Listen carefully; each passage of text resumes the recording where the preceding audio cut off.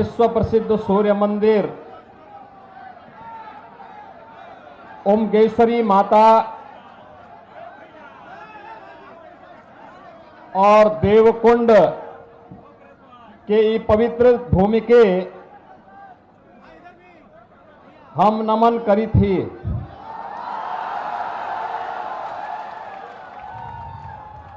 आप सबके सादर अभिवादन करी थी।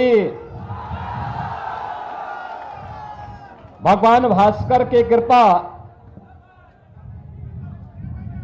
हम सबन पर बनल रहे। बहनों और भाइयों,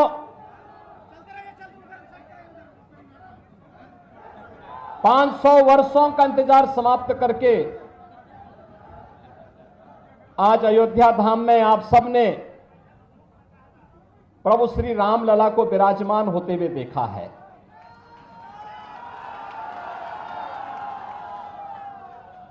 और स्वाभाविक रूप से प्रभु राम को विराजमान तो अयोध्या धाम में किया गया, लेकिन उत्साह और उमंग बिहार के अंदर था।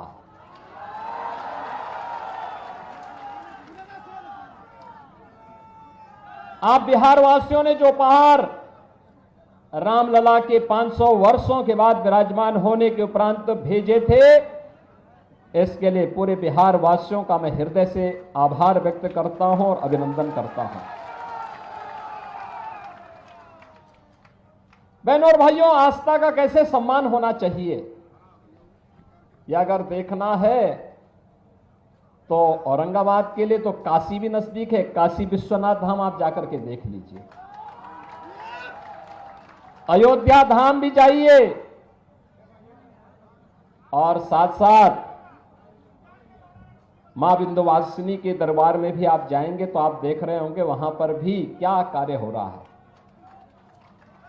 बहनों और भाइयों, ये नए भारत का नया उत्तर प्रदेश है, नया बिहार है, और इस नए उत्तर प्रदेश या बिहार के लिए मोदी की गारंटी इन सब के उत्थान की गारंटी है।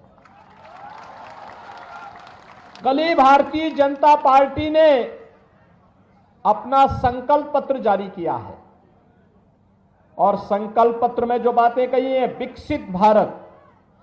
विकसित भारत का मतलब विकसित बिहार भी। और बहनों और भाइयों, आपने देखा होगा मोदी जी के नेतृत्व में 10 वर्ष में बदलते हुए भारत को आपने देखा है। एक नए भारत का दर्शन हो रहा है, दुनिया में भारत का सम्मान बढ़ा है, भारत की सीमाएं सुरक्षित हुई हैं, आतंकवाद और नक्सलवाद की समस्या का समाधान हुआ है। जम्मू कश्मीर के अंदर जहां धारा 370 लगा करके कांग्रेस ने भारत के शेष भारत के नागरिकों का कश्मीर जाने को प्रतिबंधित कर दिया था, जिसके लिए डॉक्टर श्यामा प्रसाद मुखर्जी को अपना बलिदान देना पड़ा था। और उस समय उन्होंने 1952 में नारा दिया था, एक देश में 2 प्रधान 2 विधान 2 निशान नहीं चलेंगे, नहीं चलेंगे। और भारतीय जनसंघ हो या भारतीय जनता पार्टी, वो हमेशा एक नारा लगाती थी, जहां हुए बलिदान मुखर्जी वह कश्मीर हमारा है। लेकिन बहनों और भाइयों, उस सपने को भी साकार किया है प्रधानमंत्री मोदी जी ने। आज कश्मीर में आतंकवाद की जड़ धारा 370 समाप्त करके कश्मीर को भारत की मुख्य धारा के साथ जोड़ा गया। देश के अंदर नक्सलवाद की समस्या का काफी हद तक समाधान हो चुका है। जो कुछ बचे खुचे होंगे ना, अगले 5 वर्ष के अंदर उनका भी स्वाहा होगा। बहनों और भाइयों, देश के अंदर इंफ्रास्ट्रक्चर कैसे होना चाहिए, 4 लेन और 6 लेन के highway, railway, IIT, IIM, AIIMS, 1 district 1 medical college, world class universities, और हर घर नल की योजना। कोई सोचता था हर घर में पानी पहुंच पाएगा, लेकिन बहनों और भाइयों वह साकार हो रहा है। और गरीब कल्याणकारी योजनाओं की तो कोई सानी ही नहीं। बहनों और भाइयों, किस हद तक 80 करोड़ लोग 2020 से यानी गत 4 वर्ष से फ्री में राशन की सुविधा का लाभ प्राप्त कर रहे हैं। 60 करोड़ लोगों को 5 लाख रुपए की आयुष्मान भारत की सुविधा मिल रही है। 50 करोड़ लोगों के जनधन के अकाउंट खोल दिए, जिससे दिल्ली से कोई पैसा अगर सरकार भेजती है, पैसा सीधे आपके अकाउंट में जाए, बीच में कोई दलाल उस पर डकैती न डालने पाए। 12 करोड़ अन्नदाता किसानों को प्रधानमंत्री किसान सम्मान निधि का लाभ। 12 करोड़ घरों में शौचालय। 10 करोड़ गरीबों को उज्ज्वला योजना का फ्री में सिलेंडर और 4 करोड़ लोगों को सिर ढकने के लिए एक पक्का मकान प्रधानमंत्री आवास योजना में। बहनों और भाइयों, हम लालू जी से कहेंगे कि आप संख्या बढ़ाइए, यहां मकान तो फ्री में मोदी जी दे ही रहे हैं।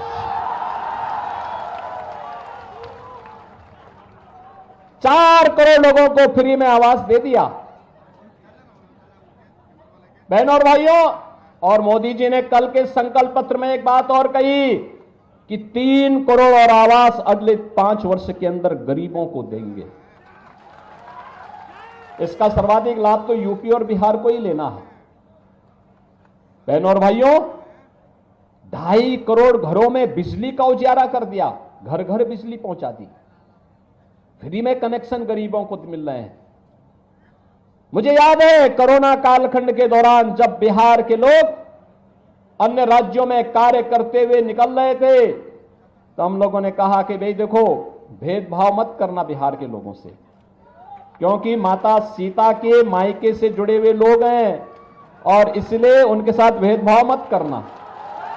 जो सुविधा उत्तर प्रदेश वासियों को मिले, वही सुविधा हमारे बिहार के बहनों और भाइयों को उपलब्ध करवाना। उनके रहने की व्यवस्था, उनके राशन की व्यवस्था, उनके क्वारंटीन की व्यवस्था, उनके उपचार की व्यवस्था।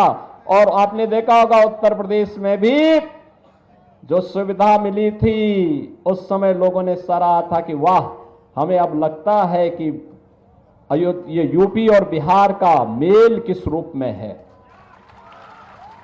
बहनों और भाइयों, भारतीय जनता पार्टी जो कहती है वो करके दिखाती है, और यही मोदी की गारंटी है। देश को सुरक्षा देना हो या सुशासन का मॉडल देना हो, नौजवानों की आजीविका का मुद्दा हो या गरीब के उत्थान का, किसान की खुशहाली का मामला हो या फिर नौजवान की आजीविका का और आस्था का सम्मान कैसे होना चाहिए, कि भारतीय जनता पार्टी से बढ़कर के और कोई नहीं कर सकता। आप मुझे बताइए, क्या कांग्रेस के लोग अयोध्या में राम मंदिर का निर्माण करते? क्या ये लोग कर पाते? क्या गरीबों को ये लोग राशन दे पाते? क्या सारा तो यही खा जाते थे। आरजेडी के समय में बिहार के सामने पहचान का संकट खड़ा हो गया था ना, और वही गुंडा राज फिर से इन्होंने लागू करने का प्रयास किया। देखो, गुंडों का सबसे अच्छा इलाज यूपी में हो रहा है, देख रहे हैं ना कैसा उपचार हो रहा है। वहां अगर बेटी और व्यापारी के साथ कोई छेड़छाड़ करता है, कोई परेशान करता है, उल्टा लटका दिया जाता है उसको, और नीचे से मिर्च का झोंका अलग से, और उसमें भी वे लोग गले में तख्ती लटका के चलते हैं कि साहब एक बार जान बकस दो, बस आगे से कोई गलती नहीं होगी। और माफियाओं की स्थिति क्या है? हमने एक तरफ श्रद्धालुओं के लिए अयोध्या में भगवान राम का भव्य मंदिर बनवाया, और बहनों और भाइयों, दूसरी तरफ बड़े बड़े माफिया और अपराधियों को राम नाम सत्य की यात्रा में भेजने का काम किया। यह कार्य केवल भाजपा कर सकती है बहनों और भाइयों, इसीलिए आज हम सब आए हैं आपके पास। बहनों और भाइयों, बोलचाल की भाषा में हम राम राम कहते हैं, मिलते हैं जय श्री राम बोलते हैं, लेकिन जो कानून नहीं मानता है, देश के खिलाफ साजिश रचता है, उसके लिए भी हम कहते हैं चलो तुम्हारा राम नाम सत्य भी होगा। और आज आप देख रहे होंगे, इसलिए उत्तर प्रदेश 25 करोड़ की आबादी का राज्य, 7 वर्ष में कोई दंगा नहीं हुआ, कोई कर्फ्यू नहीं लगा, कोई कर्फ्यू नहीं, कोई दंगा नहीं, कहीं कोई समस्या नहीं। और बहनों और भाइयों, आज वही आश्वासन देने के लिए आए हैं, यह काम केवल बीजेपी और एनडीए ही करेगा, और इसी के लिए मोदी जी तीसरा कार्यकाल मांगने के लिए आपके पास इस लोकसभा चुनाव में आए हैं।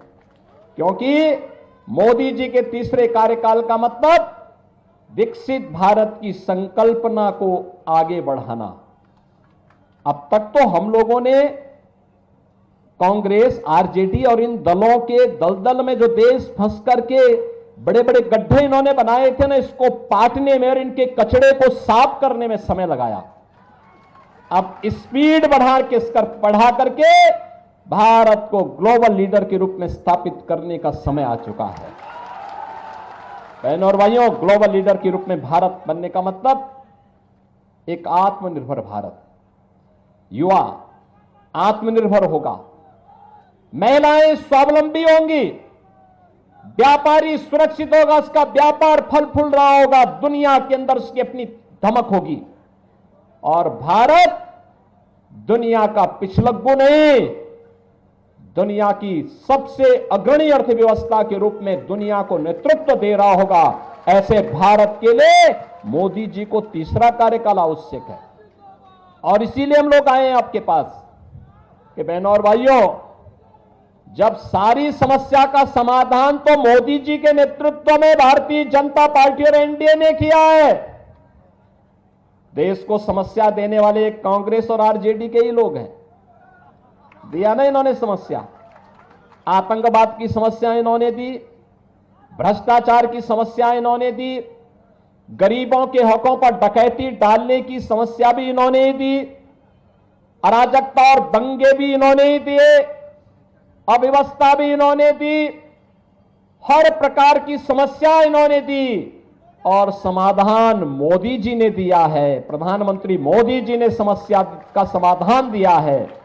तो जब समाधान मोदी जी दे रहे हैं तो समस्या को पालने की आवश्यकता नहीं जो आपके विकास में बाधक है। और इसके लिए हम लोग आए हैं। बहनों और भाइयों, आरजेडी से कोई उम्मीद मत करिए। ये चुनाव तो अब नेशन फर्स्ट बनाम फैमिली फर्स्ट का आ गया है। और हम लोग तो सोच रहे थे कि अच्छा हुआ हम लोग फिर से एनडीए को बिहार के अंदर और सशक्त बनाने में हमें सफलता प्राप्त हो गई। अन्यथा बिहार के अंदर तो लालू जी के परिवार को ही सीट कम पड़ रही थी। आपने देखा होगा, वो परिवार तक ही सीमित रह गए। परिवार के बाहर सोच है ही नहीं। विकास भी होना तो परिवार का, सीट भी मिलनी है तो परिवार को ही मिलनी है, योजनाओं का लाभ भी लेना है तो परिवार को ही मिलना है। एक परिवार यहां भी है और एक परिवार यूपी में भी है। यूपी की जनता तो पहले उनको जवाब दे चुकी है और बिहार के लोगों को भी उस जवाब देने के लिए तैयार होना है। और इसी के लिए मैं आया हूं आपसे कहने के लिए कि बहनों और भाइयों, यूपी और बिहार का संबंध तो चोली दामन का संबंध है, कभी अलग न होने वाला संबंध है। हमारे यहां जब बोलते भी हैं संबोधन में तो हम बोलते हैं जय सीताराम। पहले माता सीता का नाम लेते हैं, तब राम का नाम लेते हैं। यही हमारा संबोधन है। तो ये संबंध तो दोनों राज्यों के संबंधों को जोड़ करके मोदी जी के एक भारत श्रेष्ठ भारत के अभियान को आगे बढ़ाता है।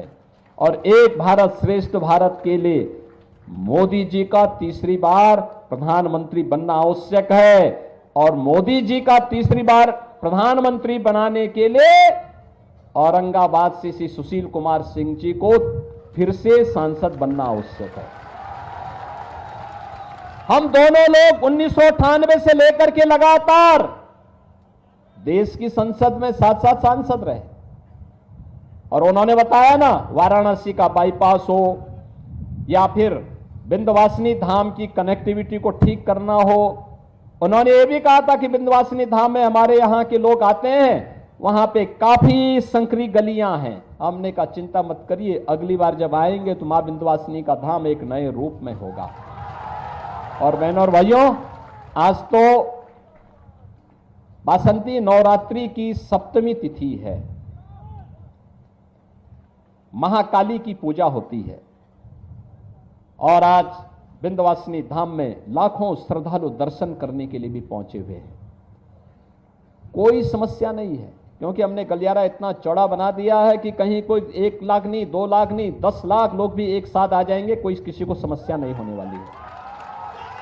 पहले काशी में 10 लोग एक साथ दर्शन नहीं कर सकते थे, आज काशी में 5 लाख 6 लाख श्रद्धालु अगर एक साथ भी भगवान विश्वनाथ का दर्शन करने के लिए आता है, कोई समस्या नहीं, सभी लोग दर्शन करके जाते हैं। ये सब हो पाया है, मोदी जी का नेतृत्व है, तब संभव हो पाया है। बहनों और भाइयों, भारत की शासकता को कहां सम्मान मिलने वाला था। ये कांग्रेस के लोग क्या कहते थे? कहते थे, ये कांग्रेस आरजेडी के लोग क्या कहते थे? कहते थे राम तो हुए ही नहीं, ये राम के अस्तित्व पर संकट खड़ा कर, यानी ये लोग प्रश्न खड़ा करते थे। और जब अयोध्या में रामलला विराजमान हो गए, अब ये लोग कहते हैं राम तो सबके हैं, कहते हैं ना। इसलिए बहनों और भाइयों, इन पे विश्वास मत करना, कभी विश्वास मत करना। ये धोखा देंगे, धोखा देकर के फिर से बिहार वासियों के सामने पहचान का संकट खड़ा करेंगे। पहचान का संकट खड़ा करने वालों को लोग एक एक वोट के लिए तरसवा दीजिए। सहमत है ना? सभी सहमत हैं? करेंगे इस कार्य को। पहले ही चरण में वोटिंग है, पहले ही चरण में वोट पोल करना है आप लोगों को। और याद रखना, सुशील सिंह जी को जब आप यहां वोट देंगे, उसकी गूंज यूपी के अंदर सुनाई देगी। और यूपी में तो हम तय कर चुके हैं, 80 लोकसभा सीट हैं यूपी में। और हमने तय कर दिया है, यूपी के लोगों ने तय कर दिया कि 80 की 80 सीट एक मनकों की माला बनाकर के मोदी जी के गले का हार बनाए।